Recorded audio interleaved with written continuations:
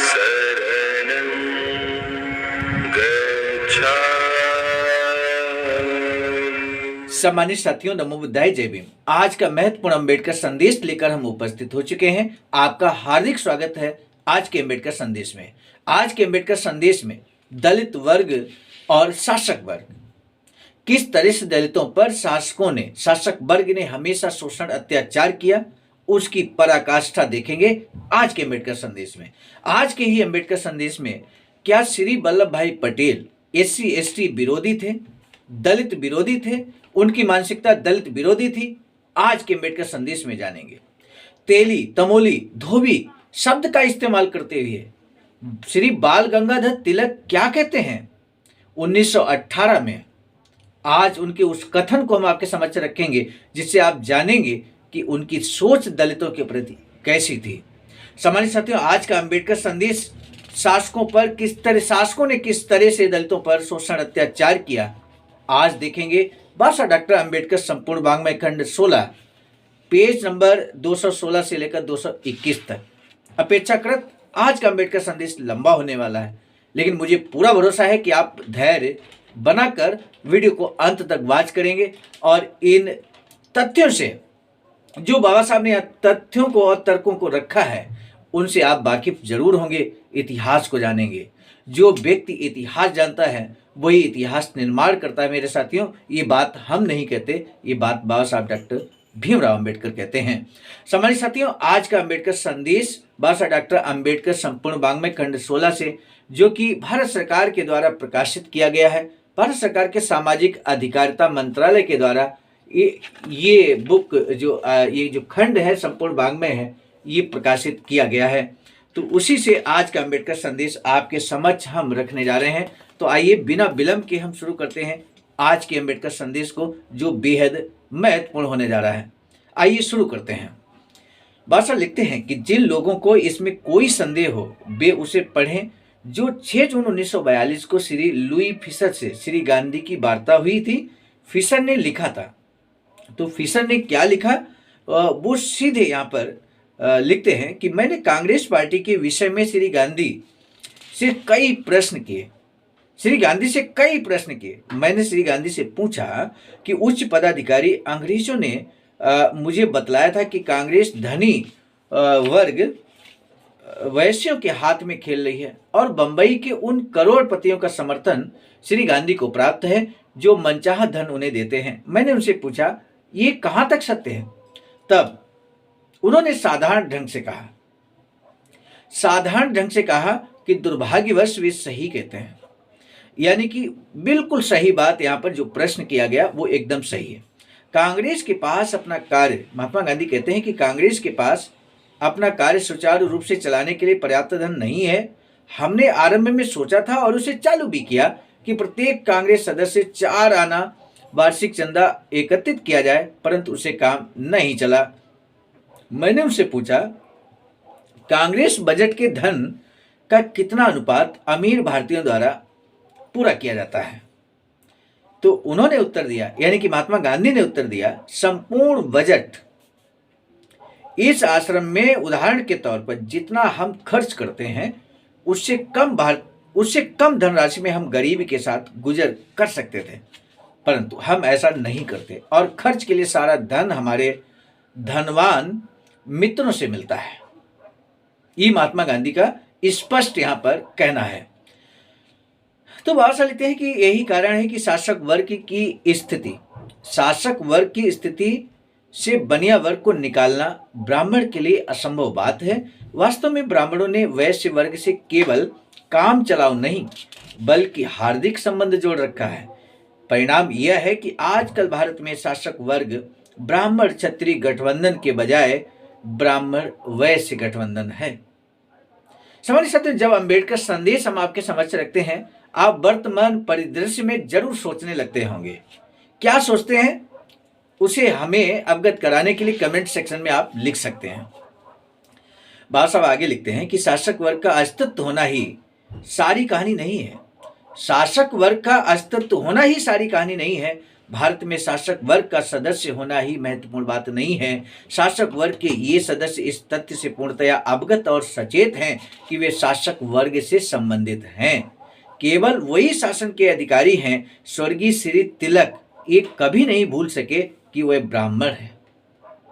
और ये जो बात भाषा यहाँ लिख रहे हैं, आगे भाषा लिखते हैं कि और शासक वर्ग के हैं। ठीक यही बात पंडित जवाहरलाल नेहरू और उनकी बहन श्रीमती विजय लक्ष्मी पंडित के विषय में कही जाती है। तो ऐसा नहीं कि बाबा साहब ने हवा हवाई इस बात को कह दिया होगा मेरे साथी। तो बाबा साहब संदर्भ देते हुए लिखते हैं, इसी में लिखते हैं नीचे पेज नंबर 218 पर, श्री पट्टामी सीतारमैया ने श्री बाईजी कृष्णमूर्ति द्वारा लिखित जवाहरलाल नेहरू के जीवन चरित्र की भूमिका में लिखा है कि पंडित नेहरू की इस बात पर गर्व है कि वह ब्राह्मण है। ये जानकर उन लोगों को धक्का लगेगा जो पंडित नेहरू को समाजवादी समझते हैं। उन्हें ये जानकर कि पंडित नेहरू को गर्व है ब्राह्मण होने पर, तो उन्हें धक्का लगेगा और जाति पाति में विश्वास नहीं रखते। श्री पट्टामी सीतारमैया को ये पता होना चाहिए कि वह क्या कह रहे हैं। केवल पंडित नेहरू की इस भावना के नहीं है, बल्कि उनकी बहन श्रीमती विजय लक्ष्मी पंडित भी ब्राह्मण होने की भावना से ओतप्रोत हैं। ऐसा कहा जाता है कि दिसंबर 1940 में दिसंबर में ऑल इंडिया वुमेन्स कॉन्फ्रेंस हुई थी, जिसमें जनगणना में जाति घोषणा न करने के विषय में वार्तालाप हुआ था। श्रीमती पंडित ने इस विचार को अस्वीकार कर दिया था और कहा था कि उन्हें कोई ऐसा कारण नजर नहीं आता जिसे कि वह अपने को ब्राह्मण रक्त होने से गर्व न करें। उन्होंने अपने को ब्राह्मण ही लिखवाया था। Sense and nonsense in politics, श्रृंखला 12th, लेखक जेई संजना, रास्ता रहबर, 14 जनवरी 1945। यहाँ से ये संदर्भ लिया बाबा साहब ने, जो पंडित जवाहरलाल नेहरू और उनकी बहन श्रीमती विजय लक्ष्मी पंडित के बारे में कही गई है। अब बात करते हैं श्री वल्लभ भाई पटेल के बारे में। तब बादशाह लिखते हैं कि श्री वल्लभ भाई पटेल कांग्रेस हाईकमान के अग्रिम पंक्ति के सदस्य हैं। वे केवल इसी भावना से ओतप्रोत नहीं हैं कि वे शासन वर्ग से संबंधित हैं, बल्कि उनमें से कुछ लोग इस विचार के हैं कि छोटी जातियों के लोग तिरस्कार करने योग्य हैं और उन्हें दास बने रहना चाहिए और कभी शासन करने की इच्छा नहीं करनी चाहिए। मतलब श्री वल्लभ भाई पटेल के कुछ साथी ये भी कहते हैं कि दलित वर्ग को कभी शासक नहीं बनना चाहिए। ये सोच है उनकी। छोटी जाति, यहां कहा गया छोटी जातियों के लोग तिरस्कार करने योग्य हैं, और ये बात कहता कौन है, आगे जानिए इसी अम्बेडकर संदेश में। भाषा लिखते हैं कि वास्तव में उन्हें सर्वसाधारण में ऐसे विचार प्रकट करने में किसी प्रकार की लज्जा और पश्चाताप नहीं प्रतीत हुआ। 1918 में जब गैर ब्राह्मण लोगों का पिछड़े वर्ग के लोगों ने विद्यमान सभाओं में अपने पृथक प्रतिनिधित्व के लिए आंदोलन आरंभ किया, तो श्री तिलक ने शोलापुर में हुई जनसभा में कहा कि मैं नहीं समझता कि ये बाल गंगाधर तिलक की सीधी सीधी बात है, सीधा कथन है, हम कोई तोड़ मरोड़ नहीं रहे हैं।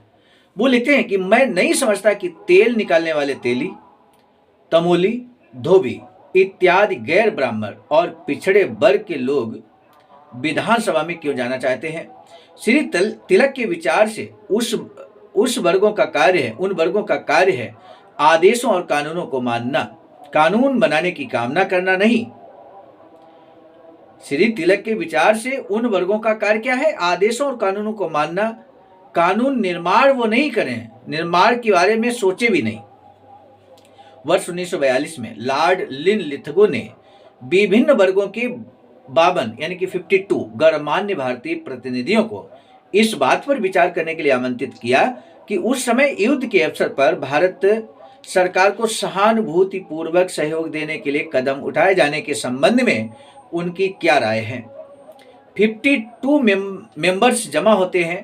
तब बादशाह लिखते हैं कि उन आमंत्रित व्यक्तियों में अनुसूचित जातियों के भी सदस्य थे। उन आमंत्रित व्यक्तियों में अनुसूचित जाति के भी सदस्य थे। श्री वल्लभ भाई पटेल को वायसराय का ये विचार पसंद नहीं आया कि छोटी जातियों को ऐसी भीड़ आमंत्रित की जाए। अस्पृश्यों को, अनुसूचित जाति जनजाति के लोग वहां पर एकत्र थे और इस वजह से वल्लभ भाई पटेल को ये बात नागवार गुजरी है। समझ साथियों, आप सोच रहे हैं ना, समझ रहे हैं किस तरह की सोच थी श्री वल्लभ भाई पटेल की दलितों के प्रति। बात साहब आगे लिखते हैं कि उस घटना के तुरंत बाद श्री वल्लभ भाई पटेल ने अहमदाबाद में हुई जनसभा में कहा कि वायसराय ने हिंदू महासभा के नेताओं को आमंत्रित किया, मुस्लिम लीग के नेताओं को बुलाया और अन्य लोगों को आमंत्रित किया ध्यान दीजिए, हिंदू महासभा, मुस्लिम लीग और अन्य लोग।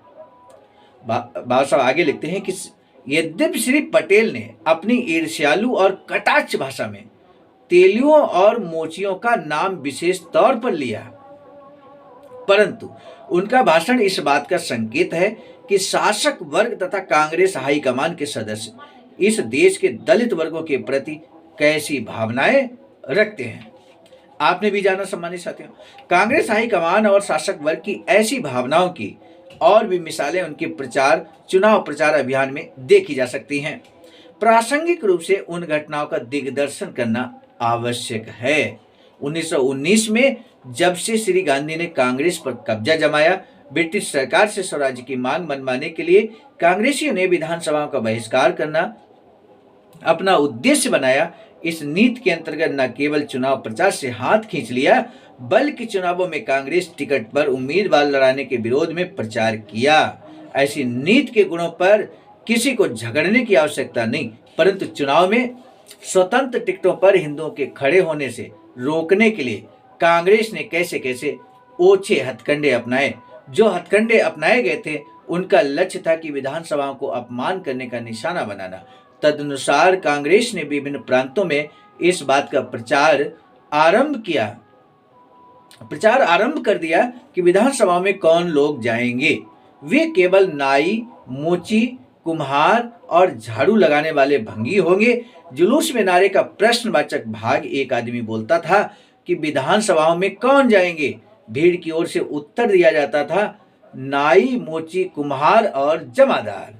जब कांग्रेसियों ने देखा कि चुनाव में खड़े होने से इस प्रकार डराकर रोकने का उपाय कारगर सिद्ध नहीं हो रहा है, तो उन्होंने इससे अधिक कठोर कदम उठाए।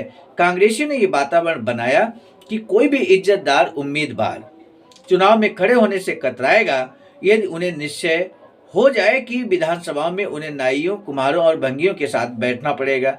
इसी विश्वास पर कांग्रेसियों ने वैसे ही शूद्र समुदायों से संबंधित उम्मीदवारों को चुनाव में कांग्रेस टिकट देकर खड़ा किया और उन्हें निर्वाचित कराया। कांग्रेस की ऐसी निर्लज्ज करतूतों के कुछ उदाहरण दिए जा सकते हैं। वर्ष 1920 के चुनाव में मध्य प्रांत विधानमंडल के लिए एक मोची फगुआ रोहितास को चुना गया। वर्ष 1930 के चुनाव में कांग्रेसियों ने मध्य प्रांत विधानमंडल के लिए दो मोचियों गुरु गोसाई आगमदास और बलराज जायसवाल तथा एक ग्वाले चुन्नू को चुना और एक नाई अर्जुन लाल को, और पंजाब में एक भंगी बंसी लाल चौधरी को चुना। ये कहा जा सकता है कि ये पुराना इतिहास है। वर्ष 1934 में कांग्रेस ने केंद्रीय विधानमंडल के लिए एक कुम्हार भगत चंदी मल गोला को चुना। मैं वर्ष 1943 में बंबई की एक बस्ती अंधेरी के लिए नगर पालिका चुनाव का संदर्भ दे रहा हूं। कांग्रेस ने अपमान के तौर पर नगर पालिका के लिए एक नाई को चुना। क्या घोर अंधेर हुआ। आयरलैंड में सिन्ना फेन ने ब्रिटिश पार्लियामेंट का बहिष्कार किया, परंतु क्या उन्होंने अपने स्वार्थ के लिए अपने ही देश के लोगों का ऐसा बीभत्स रूप अपनाया। 1930 में विधानसभा के बहिष्कार करने का आंदोलन बड़ा दिलचस्प था। 1930 में प्रांतीय विधानमंडलों के लिए हुए चुनावों में जो घटनाएं घटी वे 1930 में गांधी जी के नमक सत्याग्रह के दौरान घटी। मैं आशा करता हूं कि कांग्रेसी इतिहासकार डॉक्टर पट्टाभी सीतारमैया ये बताएंगे कि कैसे उन्होंने वायसराय लॉर्ड इरविन को नोटिस देने का निश्चय किया, जिसमें उन्होंने अपनी मांगों की एक सूची एक निश्चित समय तक मान लेने के लिए वायसराय को पेश की थी, और वायसराय द्वारा मांगों के न मानने पर श्री गांधी ने किस प्रकार सविनय अवज्ञा आंदोलन खड़ा करने का निश्चय किया। कैसे श्री गांधी ने नोटिस ले जाने के लिए एक अंग्रेज को चुना, कैसे उन्होंने आक्रमण करने के लक्ष्य के लिए नमक कानून को चुना, उसी यात्रा के लिए दांडी को चुना, कैसे उन्होंने अपने आप को आंदोलन का नायक बनाया, कैसे वे अहमदाबाद में अपने आश्रम से तामझाम लेकर खुशी मनाते संघर्ष के लिए बाहर निकले और कैसे अहमदाबाद की औरतों ने उनकी आरती उतारी और माथे पर विजय तिलक लगाया। कैसे श्री गांधी ने ये कहते हुए विश्वास दिलाया कि अकेले गुजरात ही भारत को स्वराज्य दिलाएगा। कैसे गांधी जी ने इस घोषणा की कि बिना स्वराज्य प्राप्त किए हुए अहमदाबाद वापस नहीं लौटेंगे। इन सब का उल्लेख करने में कांग्रेसी इतिहासकार असफल न होगा कि एक तरफ कांग्रेसी स्वराज्य की लड़ाई लड़ने में व्यस्त थे, जिसके लिए वे कहते थे कि समस्त जनता के नाम से वे उस लड़ाई को जीतना चाहते थे, और दूसरी ओर उन्हीं वर्षों में वे छोटी जातियों पर भयानक अत्याचार कर रहे थे और खुले तौर पर उनसे अलगाव पैदा कर रहे थे। भारत में दलित वर्ग के प्रति शासक वर्ग की ऐसी मनोवृत्ति है, ये बात बाबा साहब लिखते हैं। मेरे साथियों, आज का अम्बेडकर संदेश बेहद क्रांतिकारी था, खासकर दलितों अस्पृश्यों के लिए, बहुजन समाज के लिए बहुत क्रांतिकारी था, जिसने अपने इतिहास को जाना है। किस तरह से शासक वर्ग हमारे प्रति, हमारे दलित समाज के प्रति किस तरह की सोच अपनाता था, आज के अम्बेडकर संदेश में आपने देखा है। मेरे साथियों, आज के अम्बेडकर संदेश के महत्वपूर्ण प्रश्न की तरफ हम चल रहे हैं। सामान्य साथियों, आज के अम्बेडकर संदेश का महत्वपूर्ण प्रश्न यही है कि कांग्रेस के उस समय तत्कालीन नेता और जिनका आज जिक्र किया गया अम्बेडकर संदेश में, उनमें से कौन कौन दलित विरोधी मानसिकता से ग्रसित थे। उनका नाम सीधे आपको लिखना है। आज के अम्बेडकर संदेश अगर आपने शुरू से अंत तक देखा है तो उन नामों का जिक्र करना है जो दलित विरोधी थे। मुझे पूरा भरोसा है कि इस क्वेश्चन का आंसर आप जरूर देंगे। और आज के अम्बेडकर संदेश में सबसे पहले अब हम उन साथियों का नाम जरूर अनाउंस करना चाहेंगे जिन्होंने अम्बेडकर संदेश नंबर 657 में अपना कमेंट देकर हमारा मनोबल बढ़ाया है।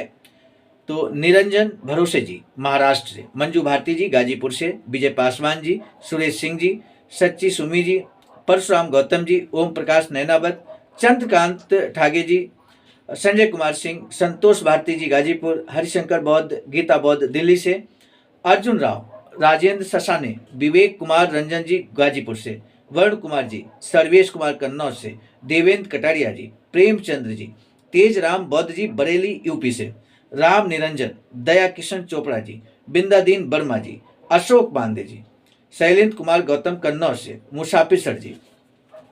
तो सामान्य साथियों, आप सभी ने यहाँ पर हमें कमेंट सेक्शन में कल के अम्बेडकर संदेश में जो आंसर दिया बहुत अच्छा लगा। और साथ ही साथ आप अपने ज़िले का जिक्र जरूर किया करें कमेंट के साथ साथ में, तो उसे हमें ये पता रहेगा कि हमारे साथी कहाँ कहाँ से जुड़े हैं, किन किन प्रदेशों से जुड़े हैं, किन किन जिलों से जुड़े हैं। तो मुझे अच्छा लगेगा। आज का अम्बेडकर संदेश यही हम रोकते हैं, मिलेंगे कल के अम्बेडकर संदेश में। तब तक दीजिए इजाज़त। आप सभी को सादर नमो बुद्धाय, जय भीम।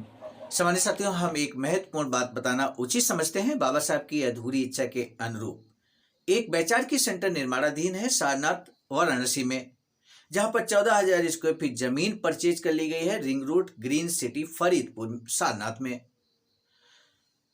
वैचारिकी सेंटर के प्रशासनिक ब्लॉक का निर्माण कार्य कंप्लीट हो चुका है। शानदार बेहतरीन प्रशासनिक ब्लॉक का निर्माण पूर्ण हो चुका है।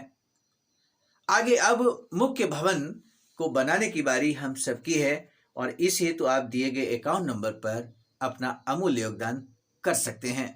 आज का अम्बेडकर संदेश हम लेकर उपस्थित हुए थे मिशन नायक बुद्ध मित्र मुसाफिर सर, राष्ट्रीय अध्यक्ष आवाज का नई दिल्ली की प्रेरणा में, और साथ ही साथ संकलन कथाक्रम में परम आदरणीय विजय कुमार बौद्ध जी, प्रांतीय कोषाध्यक्ष आवाज का बिहार। प्रस्तुत कर्ताक्रम में मैं स्वयं सर्वजीत आर्य, राष्ट्रीय मीडिया प्रभारी, IT सेल आवाज का नई दिल्ली। मिलेंगे नए डॉक्टर अम्बेडकर संदेश में, तब तक दीजिए इजाजत। आप सभी को सादर नमो बुद्धाय, जय। सामान्य साथियों, यदि आप हमारे इस चैनल आवाज का ऑफिशियल, जिस पर नियमित सुबह 5 बजे डॉक्टर अम्बेडकर संदेश आपको मिलता है, आप हमारे इस चैनल को सपोर्ट करना चाहते हैं, तो हमारा आपसे निवेदन है कि आप हमारे इस चैनल को सब्सक्राइब कर लें, वीडियो को शेयर, लाइक, कमेंट जरूर करें।